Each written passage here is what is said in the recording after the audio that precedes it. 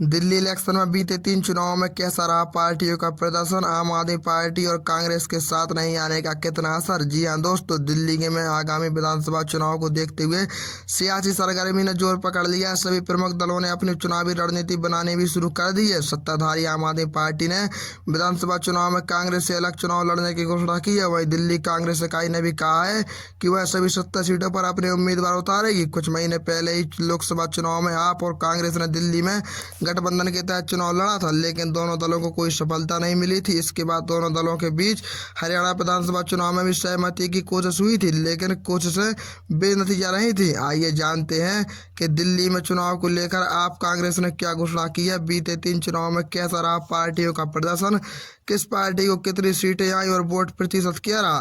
तो दिल्ली चुनाव को लेकर आप कांग्रेस ने क्या घोषणा की है। आप संयोजक और पूर्व मुख्यमंत्री अरविंद केजरीवाल ने रविवार को कहा कि चुनाव में आम आदमी पार्टी अकेले ही मैदान में उतरेगी। केजरीवाल ने प्रेस कॉन्फ्रेंस में गठबंधन के सवाल पर कहा, आप विधानसभा चुनाव में किसी भी दल के साथ गठबंधन नहीं करेगी। इससे पहले कांग्रेस ने भी कहा था कि दिल्ली में वह अकेले ही मैदान में उतरेगी। पहले ही आप 11 प्रत्याशियों की घोषणा कर चुकी है। इसमें हाल ही में भाजपा और कांग्रेस छोड़कर आपके साथ आने वाले 6 नेता भी शामिल हैं। उधर दिल्ली कांग्रेस अध्यक्ष देवेंद्र यादव ने कहा है कि पार्टी 2025 के चुनाव में सभी 70 सीटों पर अपने उम्मीदवार खड़े करेगी। राजधानी में अगले वर्ष फरवरी में विधानसभा की 70 सीटों पर चुनाव होने हैं। मौजूदा विधानसभा का कार्यकाल 23 फरवरी को पूरा हो रहा है। माना जा रहा है कि जनवरी में चुनाव की तारीखों का ऐलान हो सकता है। अटकलें थी कि आम चुनाव की तरह ही विधानसभा चुनाव में भी दोनों पार्टी एक साथ मैदान में उतरेंगी, मगर केजरीवाल के ऐलान के बाद सभी अटकलों पर विराम लग गया है। इससे दिल्ली में त्रिकोणीय मुकाबला तय हो गया है। कांग्रेस और आप दोनों ही दल विपक्षी गठबंधन इंडिया का हिस्सा है, पर अक्टूबर में हुई हरियाणा विधानसभा चुनाव में भी दोनों दलों अलग अलग मैदान में उतरे थे। 2013 के चुनाव में क्या हुआ था उसकी बात करें तो भ्रष्टाचार के खिलाफ आंदोलन ने आम आदमी पार्टी को जन्म दिया। जन लोकपाल के लिए आंदोलन करने वाले लोगों का समूह 2012 में आम आदमी पार्टी नामक राजनीतिक दल बना। अगले साल दिल्ली विधानसभा चुनाव हुए, जिसमें भाजपा के बाद आप दूसरे नंबर पर रही। दिसंबर 2013 में आए नतीजों में भाजपा को 31, आम आदमी पार्टी को 28 और कांग्रेस को 8 सीटें मिली। बाकी एक सीट पर शिरोमणि अकाली दल बसपा और जेडीयू के खाते में गई। 2013 के चुनाव में मिले मत प्रतिशत पर नजर डालें तो सबसे ज्यादा 34.12% वोट भाजपा को मिले। इसके बाद आपके खाते में 29.64% मत गए थे। तीसरे नंबर पर ही कांग्रेस को 24.66% वोट मिले थे।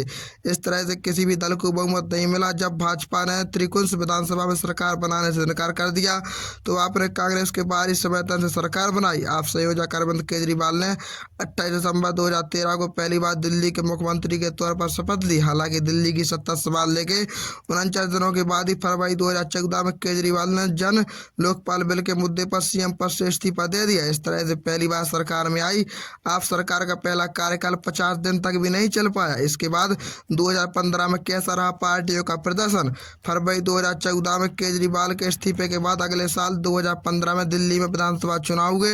इन चुनाव में अरविंद केजरीवाल के नेतृत्व में आम आदमी पार्टी ने प्रचंड बहुमत के साथ सत्ता में वापसी की। आपको दिल्ली की पिछले चुनाव के मुकाबले दोगुनी से भी ज्यादा 70 में से 66 विधानसभा सीटों पर जीत मिली। आपकी सीटों के साथ इसके मत प्रतिशत की आंकड़े में जबरदस्त उछाल आया।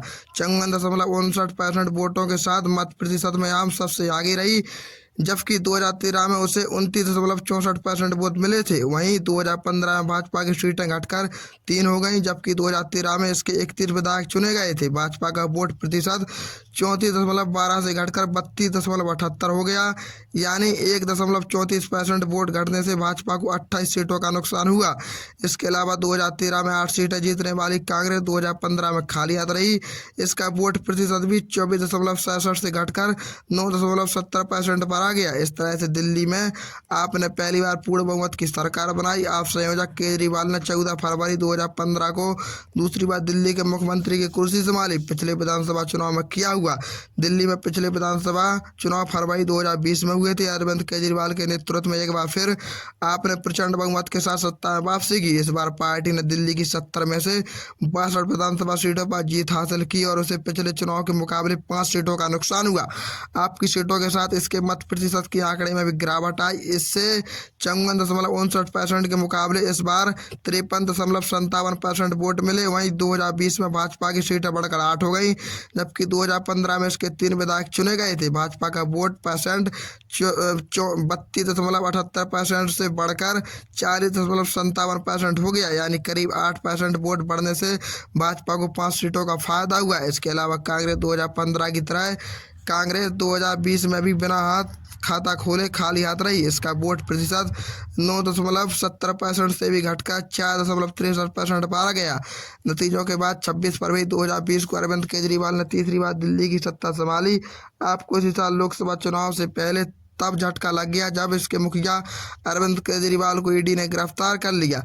मार्च 2024 में शराब नीति घोटाले से जुड़े मनी लॉन्ड्रिंग मामले में ईडी ने केजरीवाल की गिरफ्तारी की थी।